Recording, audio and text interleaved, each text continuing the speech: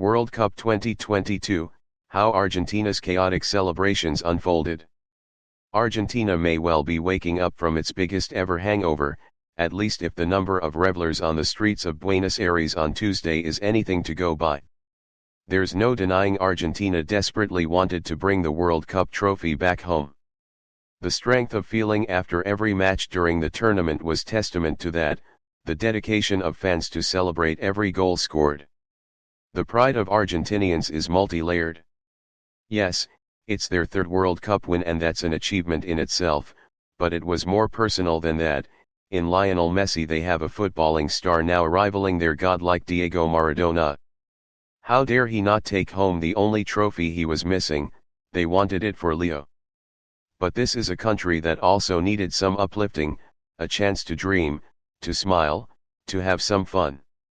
Argentina has been facing an endless economic crisis, and with soaring inflation, every day gets harder.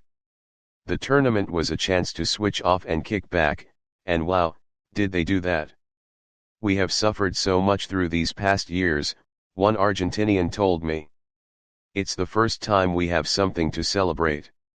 Sunday's celebrations were immense, a spontaneous party in the center of Buenos Aires, replicated across the country. But Tuesday's celebrations overshadowed them by a long way. It was, says the country's media, the biggest party in the nation's history. Today the people don't care whether they eat or not, said another reveler. If people are happy and joyous, the money doesn't matter. People are happy to spend it today. With an estimated 5 million people on the streets of Buenos Aires, they started early. Even by 8 a.m. there were dozens of people dressed in their Messi 10 shirts, already having a kip on the park benches, before the event. It didn't take long to realize few people would actually ever see the parade pass by, a small bus carrying the team versus an entire nation clamoring to see them. But that mattered very little to the majority of Argentinians. This was about enjoying the sun, a public holiday, and the moment, Argentina's moment. With so many people crowded around the obelisk in the center of Buenos Aires, it became clear the parade was never going to be able to pass through the thick crowds. No matter, when the parade changed route, the people ran to them. When the fighter jets did a fly past, revelers cheered. They cheered again when the team abandoned the bus and took a helicopter to wave to the fans from afar. The team was the reason for the partying, but in a way it was just the spark. The fiesta flame kept burning and will for a while yet. This is a deeply proud, yet troubled country.